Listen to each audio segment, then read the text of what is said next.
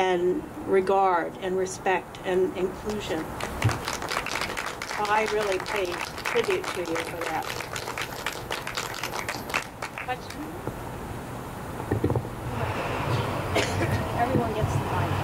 Since we don't have a well, my question's a little bit more personal, so thank you very much for your talking about history and having to drill down and not forgetting, because it affects how we do the present if we don't remember. And I'm involved with a collective that's doing something more recent, the history of the women's takeover of 888 Memorial Drive, which would be really known about if women's history was in the forefront. So we're working on a film right now, and I understand you were part of that takeover, and we want you to see the film. It's a work in progress right now, and I understand that you have something you're doing tonight. So I wonder how long you're going to be in Boston, if there's a way that we can work out. Because not only do we want to talk to you about the film, but there are people that we are using in the film and we don't recognize them. And we're hoping that if we can organize a time while you're still in Boston, or another way of showing you the film, if I can have a way of contacting you, you can really help us preserve our history in a very concrete way by helping us with Left on Pearl, Women Take Over 888 Memorial Drive. And so maybe afterwards I can just get a contact for you. And the other thing I want to ask you is it possible that you came to Brandeis in about 1968? Because if you did, you were the first feminist I ever had heard talk. And I remember leaving the talk and being so makes so much sense. I so agree. Oh my God, so clear. But women needing to do self-defense is a little extreme. That was me, I think. Yes, I thought so. When you said the self-defense, I said that.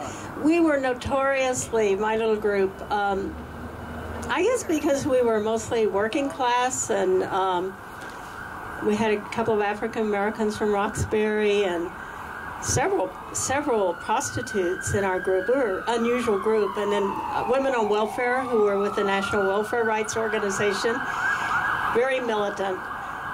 I'll tell you a story, and remind me to tell you a story about them. But then we had a couple of students, and we had a variety. But when we were, it was a period of time, maybe it still is, but in Boston especially, the media made, there were a lot of killings in the summer of 1968. And they were horrible killings, and they were probably mostly prostitutes. They were women who would be found, and they were looking for this guy. I don't think they ever found him. But the body count went up every day, and it was just so offensive. And one headline was, "More slain girls." These were women, they weren't girls. But that was a headline, so we took off on that and wrote a leaflet and did work around it and everything. And then, you know, women got scared. And I lived in Cambridgeport, which at that time was, you know, a kind of working class district, Central Square. And right below that were all these factories where a lot of women worked. There were factories one time here. Maybe there still are, but we started doing patrols. We would go down, we were imitating the Black Panthers. We would go down and ask women if they wanted us to walk them home. And sometimes, you know, because we had our combat boots on, and, you know, it's like, sometimes they looked more scared of us than they were, But we learned how to do it better, and then we thought, well, what would we do, you know, if someone attacked? I mean, we have numbers, but so we decided, we had met up with someone who was taking Taekwondo, and so we actually, this very right-wing South Korean who ran the place here in Boston, we actually talked him into allowing us free for a set sum a month, which wasn't very much, like $50 or something, for an all-women's class that he would teach. And he would first do extra time teaching 2 women so they could start teaching us. We have all-women class. He actually did that. I still think it's pretty amazing that he did that, but he really wanted to push his studio, and it gave him publicity, and we got a lot of publicity around the Amazons learning Taekwondo. This is the fiercest form of self-defense. This isn't karate or judo. This is killer martial arts. And so we learned it. I was very bad at it myself, you know, and didn't do too well, but several were just, I mean, they protected me a couple of times. And then when we went, we dressed properly, and we actually had a couple of confrontations with men in which we were the winners. And so we start teaching, you know, a lot of our organizing was around getting women into this class, and actually trying to make women understand that they could stand up for themselves. They didn't have to call the police for protection, and they didn't have to allow their husbands to beat them. And I thought I think it'd be good to revive it. Yeah. Maybe not Taekwondo, but you know, martial arts for women.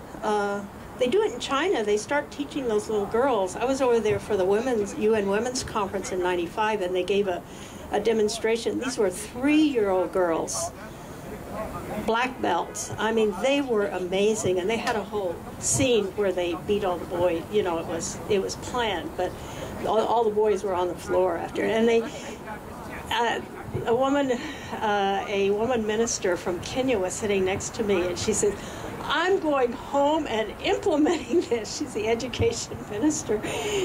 And so I think it does. It just changes everything when women can stand up for themselves. Anyway, we did talk about that a lot at the time. An area in which I think progressives have been failing for many generations now is with youth.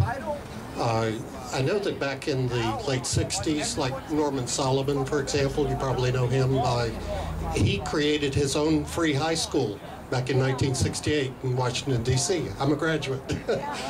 But I don't feel as if we're carrying through with that. You know, right now we're losing the battles over the school boards. And this is something that ultra-right-wing groups have recognized, is that if they can take over the school boards, they get to the kids young. And I don't think, I was just wondering if you have any ideas of how perhaps we can defend the children and bring them you know, into the movement better than we have been doing. Well, I think it was the biggest mistake we made in the 60s, and I say we, is maybe thinking we were too good or thought of bigger things than to go and get elected to school boards in every district in the country. But the John Birch Society that formed in the 1950s, a very right-wing, right-wing is possible to get without being the Nazi party. But a businessman, I mean, he was the the candy man, Welch Candy's heir. A businessman. They were mostly businessmen, and that was their plan. And that built up into the Goldwater, you know, the John Birch Society got out the troops, and after Goldwater didn't win the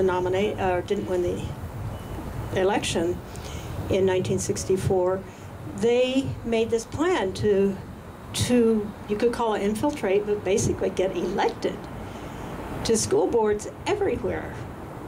And if they didn't have someone there, to send someone to that place. And it's not hard to get elected to, it is now, but it wasn't then hard to get elected. And they've changed, you know, the curriculum, they didn't succeed so well in Northern California, but they decide, you know, the standards and the textbooks and the Texas school boards now, where they really attack, now control, their vote controls the final vote on what will be in textbooks, U.S. history textbooks. So it's it's really serious. And then they started attacking the unions, you know, because generally teachers are pretty liberal and are truth seekers, you know, and imaginative, and so the, you know, union busting, which they're getting along. So we're kind of at a place where, can we defend public education? I mean, you have the richest man in the world, Bill Gates, pushing for charters and speaking out. I saw him on CNN this morning. You know, I said, why don't we just appoint this man president, and then we'll know who the enemy is, and we can overthrow him. You know, because he's calling all the shots now. You know, with his completely screwball, liberal, neoliberal ideas, and he has the money, you know, and the prestige to do it. So I think these are things we have to be talking about, because we didn't do that. We don't have the presence there, the school boards. Like I say, in San Francisco, and I'm sure some other places, maybe even Boston, are better off because liberals did get involved in the, our Tom Amiono, who's now a state assemblyman, did amazing things in the 80s as the head of the school board in San Francisco, and especially with GLBT rights. He was a gay man, and anti-racism and women's inclusion. But in most places, especially in the middle of the country, it's just devastating. You know, the lack of knowledge, censorship of books in the libraries. I know in the Bay Area we have a little caucus of radicals who are anarchists, radical anarchists, who are working out, you know, guides to childcare, anarchist childcare, and you can, you know, I'll give you my card, or anyone else who wants it to contact me or remind me, and I'll send you the website for that. They put out a few little pamphlets for parents, and their meetings are getting larger and larger. And I think they said that there were some others popping up. They have good connections around the country, you know, from the globalization movement and all.